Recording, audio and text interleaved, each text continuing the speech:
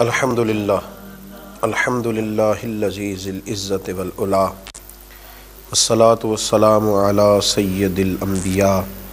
شمس الضحیٰ بدر الدجا نور الہدیٰ منبع الجود والعطا اما بعد اعوذ باللہ من الشیطان الرجیم بسم اللہ الرحمن الرحیم ولا تحسبن اللہ غافلا عما یعمل الظالمون صدق اللہ العظیم وصدق رسولہ النبی الکریم ان اللہ وملائکتہ یصلون علی النبی یا ایہا الذین آمنوا صلوا علیہ وسلموا تسلیما الصلاۃ والسلام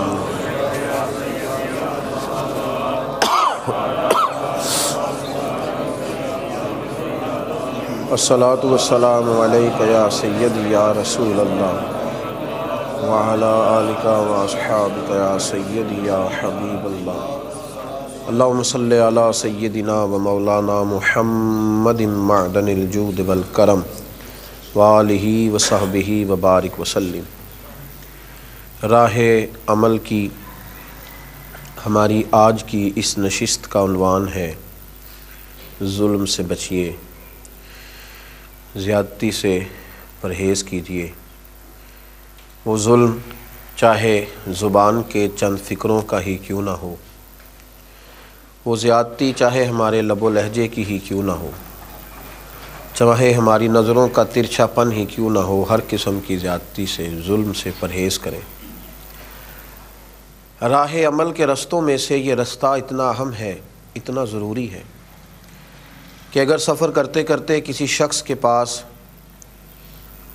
جس طرح تھوڑا سا بھی فالٹ ہو اس کی گاڑی میں تو وہ گاڑی منزل مقصود تک نہیں جاتی، اور رستے میں نہ صرف یہ کہ رک جاتی ہے بلکہ کئی دفعہ کسی بڑے حادثے کا بھی خدا نخواستہ شکار ہو جاتی۔ انسان جب عمل کے رستے پہ چل رہا ہو، روحانیت کا سفر کر رہا ہو، اللہ کے قرب کی منازل کو طے کر رہا ہو، اگر اس رستے میں وہ ذرہ برابر بھی زیادتی کرے گا، تھوڑا سا بھی ظلم کرے گا، کسی کو تھوڑی سی بھی تکلیف دے گا، تو نہ صرف یہ کہ اس کی روحانی زندگی میں بہت ساری کمزوریاں پیدا ہو جائیں گی بلکہ ممکن ہے کہ وہ کسی بڑے حادثے کا شکار ہو کر خدا نخواستہ دوزخ کی طرف نہ چلا جائے، اللہ کی ناراضگی کی طرف نہ بڑھ جائے، اور اب کریم کی بارگاہ ناز سے کہیں اس کے لیے نافرمان ہونے کا اندیشہ ہی نہ اسے موصول ہو۔ میرے بھائی، ظلم، زیادتی، اس سے ہمیشہ بچنا، احتیاط کرنا، محتاط بولنا، محتاط چلنا، اور کوشش کرنا کہ انسان کانٹوں والی زندگی نہ گزارے بلکہ پھولوں کی طرح وقت گزارے، اپنے وجود پر کچھ تکالیف سہ لے، تھوڑی سی آزمائش سے خود گزر لے، لیکن کسی کے دامن میں کبھی کانٹے نہ ڈالے، کبھی کسی شخص کو اپنے لب و لہجے سے تکلیف نہ دے۔ زخم تو کئی دفعہ ان پہ مرہم لگتا ہے تو وہ صحیح ہو جاتے ہیں، لیکن لفظوں سے نکلے ہوئے تیر، جو زبانوں کو سے نکلی ہوئی باتیں جو دلوں کو گھائل کرتی ہیں، ان کے زخم بڑی مشکل سے بھرا کرتے ہیں۔ کبھی ظلم نہ کریں، کبھی زیادتی نہ کریں، بالخصوص وہ لوگ جن کو اللہ نے کوئی عہدہ دیا ہے، کوئی منصب دیا ہے، کسی جگہ پہ اللہ تبارک و تعالیٰ نے انہیں کوئی اقتدار اور کچھ اختیار دیا ہے، وہ ہمیشہ اس بات کا خیال رکھیں، اپنے ماتحتوں پر، کمزوروں پر، اپنے سے چھوٹوں پر، زیر دستوں پر کبھی ظلم نہ کریں۔ قرآن پاک فرقان حمید نے ارشاد فرمایا، سورہ ابراہیم کے اندر فرمایا وَلَا تَحْسَبَنَّ اللَّهَ غَافِلًا عَمَّا يَعْمَلُ الظَّالِمُونَ، فرمایا اللہ تبارک و تعالی کو ہرگز بے خبر نہ جاننا ظالموں کے کاموں سے۔ اللہ ظالموں کے کام سے بے خبر نہیں، وہ جانتا ہے ظالم کیا کر رہے ہیں۔ اللہ تبارک و تعالی کے علم میں ہے کہ ظالم کس قدر زیادہ لوگوں کو تکلیف دے رہے ہیں، اسے بے خبر نہ جاننا۔ پھر ہو کیا رہا ہے؟ فرمایا انما یؤخرہم لیوم تشخص فیہ الابصار، فرمایا اللہ تو انہیں ڈھیل دے رہا ہے اس دن کے لیے، جس دن آنکھیں کھلی کی کھلی رہ جائیں گی، لوگوں کو خبر ہی نہ ہوگی کہ یہ والی سزا بھی ممکن تھی، ایسا بھی ہو سکتا تھا، یہ بھی ممکن تھا، پھر آنکھیں کھلی کی کھلی رہ جائیں گی۔ انہیں پھر پتہ چلے گا کہ جب ہم نے ظلم کیے تھے تو اب اس کی یہ سزا ہے۔ نبی کریم علیہ السلام نے ارشاد فرمایا کہ اللہ فرماتا ہے، اس کو کہتے ہیں حدیث قدسی، جس کو حضور علیہ السلام بیان کریں اور فرمان اللہ تبارک و تعالیٰ کو۔ اللہ فرماتا ہے، جیسے یہاں کہا نا انما یؤخرہم لیوم تشخص فیہ الابصار، اللہ انہیں ڈھیل دے رہا ہے اس دن کے لیے جس دن آنکھیں کھلی کی کھلی رہ جائیں۔ مسلم شریف میں نبی پاک علیہ السلام ارشاد فرماتے ہیں کہ اللہ تبارک و تعالیٰ فرماتا ہے کہ ظلم حرام ہے جب میں کسی بندے کے ساتھ ذرہ برابر بھی زیادتی نہیں کرتا تو میں اپنے بندوں پر بھی اس کو حرام رکھتا ہوں کہ وہ بھی ایک دوسرے پر ظلم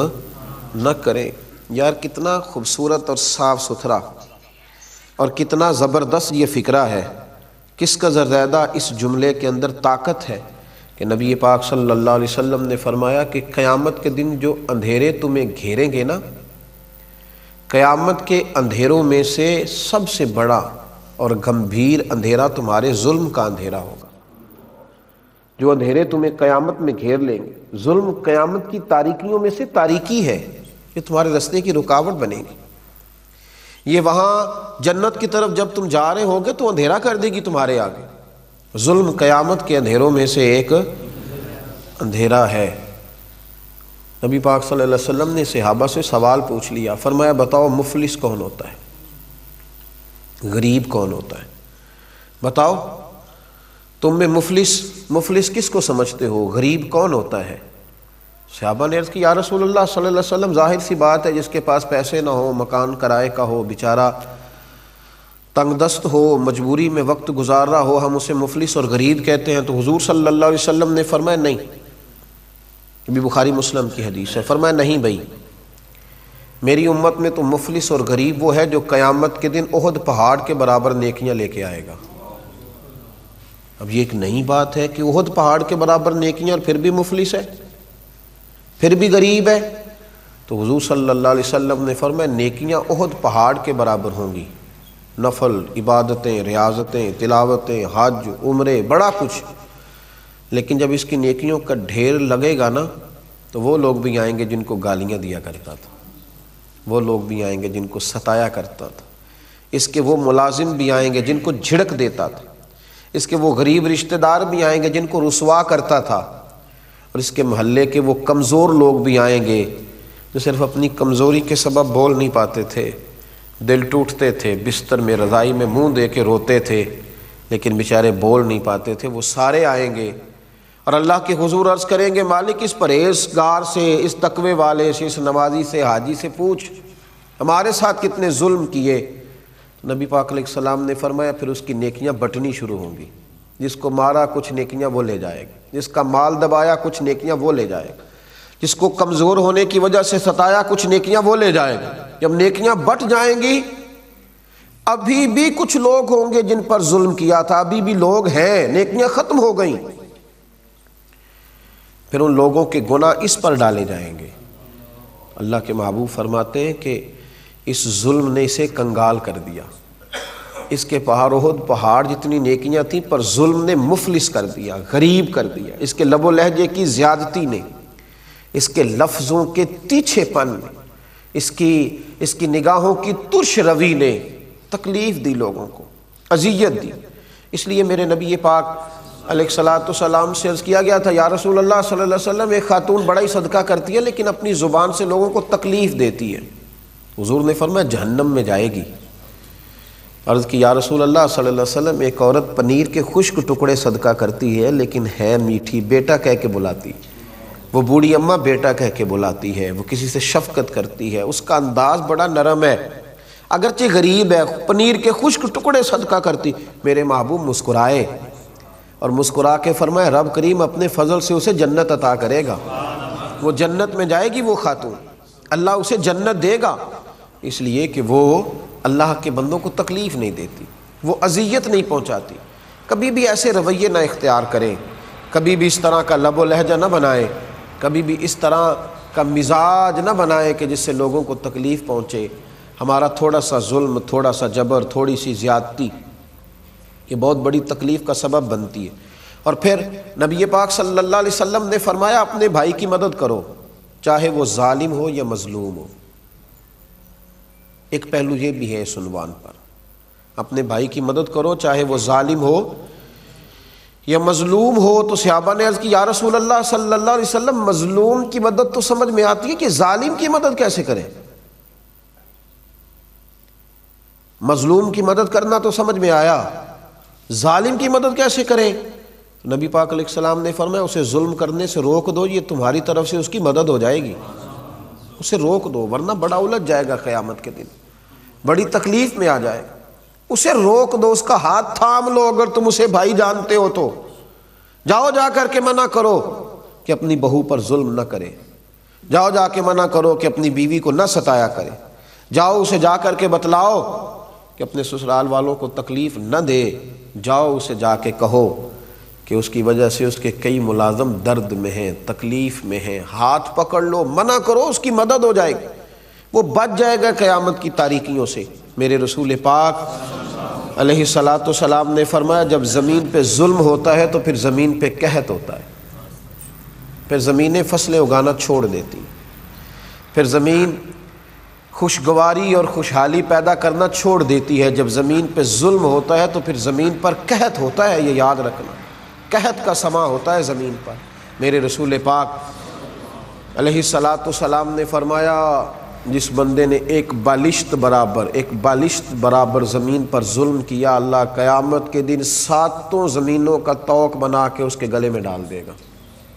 دیکھیں سب سے زیادہ مشکل موقع وہ ہوتا ہے جب لوگ ہمیں ستاتے ہیں، جب لوگ ہمیں تکلیف دیتے ہیں۔ چھوٹی سی بات کسی شخص نے کر دی، قوت برداشت ہوتی نہیں، پھر ہم اس کے خلاف منصوبہ بندی کرتے ہیں، اور کئی دفعہ ایسا ہوتا ہے کہ اس کی چھوٹی تکلیف کے بعد ہم بڑا سارا ظلم کرتے ہیں اس کے ساتھ۔ جب ہم بدلہ لینے پہ آتے ہیں تو پھر ہمارے اندر اس قدر زیادہ خوفناک عزائم جنم لیتے ہیں کہ سامنے والا بکھر جاتا ہے، ٹوٹ جاتا ہے۔ لیکن اگر ہم تھوڑی دیر حوصلہ کریں، تھوڑی دیر ہم بھائی وہ جو زیادتی اس نے کی تھی اور تو نے 11 گنا بڑھ کے کر لی تو اب تو بہت بڑا ظالم ہو گیا، اس کا ظلم تو تیرے ظلم میں دب گیا، اب تو نے بڑی تکلیف دی۔ اب وہاں اگر تو صبر کر جاتا، اگر تو احتیاط کر لیتا، تھوڑی دیر احساس کرتا، تو پھر تجھے خیال ہوتا کہ اس نے ظلم کیا ہے تو پھر قیامت کے دن اللہ مجھے بدلہ بھی عطا کر دے گا۔ لیکن جب تو نے خود سارا کچھ کر لیا اور بڑھ کے ظلم کر لیا، اب تو وہ مدعی ہو گیا اور تو ہے اس کا ملزم بھی اور مجرم بھی۔ اس لیے میرے بھائی تھوڑا احتیاط اگر کر لیا جائے، اور پھر یہ بھی یاد رکھیں ممکن ہے کہ آج اس کے ساتھ زیادتی ہو رہی ہے وہ کمزور ہو، لیکن قیامت کے دن وہ طاقتور ہو جائے گا۔ ممکن ہے آج وہ غریب ہو، لیکن قیامت کے دن رب کریم اسے مالا مال کر دے گا، اللہ اسے قیامت کے دن طاقتور کر دے گا، پھر تم نے بدلہ دینا ہے۔ میرے نبی کریم صلی اللہ تعالی علیہ وآلہ وسلم نے ارشاد فرمایا کہ اگر میرے مومن نے کسی ذمی کافر پر بھی ظلم کیا، جو مسلمانوں کی حکومت میں مسلمانوں کو ٹیکس دے کر جزیہ دے کے رہتا تھا کافر، حکومت چونکہ مسلمانوں کی تھی اور مسلمانوں نے اس ذمی کافر پر ظلم کیا، نبی پاک صلی اللہ علیہ وسلم فرماتے میں قیامت کے دن اس ذمی کے ساتھ کھڑا ہو کے اللہ کی بارگاہ میں اپنے امتی پر مقدمہ کروں گا، میں مقدمہ کروں گا اس مسلمان پر، اس ذمی کے ساتھ کھڑا ہو کے، کیوں اس نے زیادتی کی، ظلم کی تو تمہیں کافر ذمی کے ساتھ بھی اجازت نہیں ہے، بجائے اس کے کہ اپنوں کے ساتھ ظلم کرو۔ شاہ کسریٰ نے اپنے بیٹے کو عالم بنانے کے لیے ایک استاد کا بندوبست کیا۔ ایک درویش بزرگ تھے تو شاہ کسریٰ کے بیٹے کو وہ پڑھایا کرتے تھے۔ اس دور کے جو اخلاقیات تھے، جس طرح کی بھی تعلیم تھی، وہ پڑھاتے رہے، استاد صاحب پڑھاتے رہے، زمانہ استاد اللہ تبارک و تعالیٰ سے ڈرنے والے تھے، پڑھاتے رہے، زمانہ بیت گیا۔ جب وہ طالب علم فارغ ہونے کے قریب ہو گیا، علم اس کا مکمل ہو گیا، تو ساری چیزیں کتابوں سے نہیں آتی، کچھ استادوں کا سینے کا فیض بھی ہوتا ہے، کچھ مشائخ کے سینے کا فیض ہوتا ہے، شرط یہ ہے کہ وہاں بھی فیض ہو، سینے کا فیض بھی ہوتا ہے۔ تو بزرگوں نے کیا کیا کہ اس شہزادے کو، چونکہ بادشاہ کا بیٹا تھا، شہزادہ تھا، تو اس شہزادے کو ایک دن جب وہ فارغ ہو گیا نا تعلیم سے، تو اس کو بلایا اور بلا کے کمرے کے اندر بند کیا، اندر سے دروازہ لگایا، پھر ہاتھ میں درہ پکڑا، زور زور سے اس کی پشت پر درے مارنے شروع کیے۔ اتنے درے مارے کہ وجود پر نشان پڑ گئے، سخت تکلیف اس کو ہوئی، اذیت کا شکار ہو گیا، اور جب بہت زیادہ اسے مار پیٹ لیا، وہ پوچھتا رہا میری غلطی میری غلطی، آپ کیوں مجھے مار رہے ہیں؟ تو کہا کوئی غلطی نہیں۔ جب اچھی طرح مار لیا، دروازہ کھولا تو شہزادہ گھر چلا گیا، جا کے اماں سے شکایت کری کہ آج میرے استاد نے بہت مارا ہے۔ اماں کہنے لگے بیٹا استاد بلا وجہ نہیں مارا کرتے، کہا آپ ایک دفعہ ابا سے کہیں تو صحیح۔ شکایت لگائی بادشاہ سے، بادشاہ کہنے لگا بیٹے نہیں، استادوں کو جو قومیں کٹہروں میں کھڑا کرتی ہیں وہ پڑھا نہیں کرتی، تو میں نہیں پوچھوں گا تیرے استاد سے۔ بات ختم ہو گئی، لیکن شہزادے کے اندر سے غصہ نہیں گیا۔ ایک وقت ایسا آیا، ایک زمانہ ایسا آیا کہ بادشاہ انتقال کر گیا تو شہزادہ حکمران بن گیا۔ اس واقعے کو 35 سال بیت گئے جب استاد نے مارا تھا۔ اب وہ شہزادہ حکمران بنا تو اس نے سب سے پہلا حکم یہ جاری کیا کہ ذرا میرے استاد جی کو تو بلایا جائے۔ پہلی حکومت، پہلا دن اور پہلا آرڈر، ذرا استاد کو بلاؤ۔ استاد بھی بوڑھے ہو گئے، لاٹھی پہ جھکے ہوئے، بھویں سفید ہو کے جھک گئیں۔ استاد پہنچے، بادشاہ سلامت کے سامنے کھڑے ہوئے تو کہنے لگا بزرگوں، بوڑھے بھی آپ ہو گئے ہیں، کمزور بھی ہو گئے ہیں، پر آپ نے ناجائز مارا تھا تو میری تکلیف نہیں گئی، 35 سال بیت گئے۔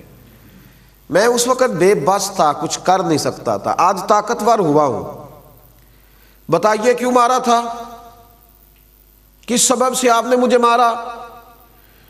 تو استادوں نے یوں آنکھ اٹھائی، بوڑھے ہو گئے تھے، اور کہنے لگے بیٹے یہ جو آج دن آیا ہے نا، اسی دن کے لیے میں نے تجھے مارا تھا، آج جو تو نے بلا لیا نا، اسی دن کے لیے مارا تھا۔ کہا حضرت وہ کس طرح؟ آپ فرمانے لگے کتنی دیر ہو گئی تجھے مار کھائے ہوئے؟ کہا 35 سال۔ تو فرمایا درد نہیں نہ بھولا؟ کہا حضور نہیں۔ فرمایا اسی دن کے لیے مارا تھا کہ ایک دن تو حکمران بنے گا، یاد رکھنا، اگر تجھے 35 سال جو تیرے اوپر ظلم ہوا، ناجائز مار پڑی، وہ تجھے نہیں نا 35 سال میں بھولی، تو غریبوں کو بھی قیامت تک ظلم نہیں بھولیں گے۔ دیکھنا تو بادشاہ بنا ہے، کسی پہ ظلم نہ کرنا، زیادتی نہ کرنا، ورنہ قیامت تک۔ فرمایا آج تو اقتدار میں آیا ہے تو مجھے کٹہرے میں بلا لیا ہے، غریب قیامت کے دن اقتدار میں ہوں گے تو تجھے کٹہرے میں بلائیں گے، پھر تو نے جواب دینا ہے۔ دیکھنا ظلم نہ کرنا۔ وہ شہزادہ تھا پر سمجھدار تھا، اٹھ کے استادوں کے قدموں سے لگا، کہنے لگا اللہ آپ کو میری طرف سے بہترین صلہ عطا کرے، آپ نے میری تربیت کر دی، مجھے سمجھا دیا، مجھے یہ شعور دے دیا کہ اب میں اس بات کو سمجھ گیا ہوں کہ کبھی کسی کے ساتھ کوئی زیادتی نہیں۔ اور پھر ایک اور بات ہے، اب ہم ظلم کر، اللہ اکبر، لینا ہے تو محبوب نے فرمایا لو نا، کہ یا رسول اللہ میرا پیٹ ننگا تھا، آپ بھی کپڑا اٹھائیے۔ رسول کریم علیہ السلام نے کپڑا اٹھایا تو وہ نبی پاک صلی اللہ تعالیٰ علیہ وسلم کے وجود سے لپٹ گئے اور حضور کا وجود اطہر چومنے لگے۔ حضور نے فرمایا یہ کیا کر رہے ہو؟ کہا یا رسول اللہ صبح پتہ نہیں رہوں گا کہ شہید ہو جاؤں گا، جاتے جاتے برکتیں حاصل کر رہا ہوں، حضور فیض حاصل کر رہا ہوں۔ تو اتنی چھوٹی بات پر بھی اللہ کے رسول صلی اللہ تعالیٰ علیہ وآلہ وسلم بدلہ دیتے تھے، احتیاط کرتے تھے کہ کسی کو کوئی تکلیف نہ پہنچ جائے۔ میرے محبوب نے تو یہاں تک منع کیا کہ جب کوئی تمہارے پاس سویا ہو تو اونچی آواز میں تلاوت بھی نہ کرنا، اونچی آواز میں ذکر بھی نہ کرنا، کہیں سامنے والے کو تکلیف نہ پہنچے۔ دعا کرتا ہوں اللہ کے حضور عرش کا مالک ہمیں خوشبو بانٹنے کی توفیق دے، اور رب کریم ہمیں احتیاط کی توفیق عطا فرمائے، ہر ظلم اور ہر تکلیف سے ہمیں محفوظ رکھے۔ آخر دعوانا ان الحمدللہ رب العالمین۔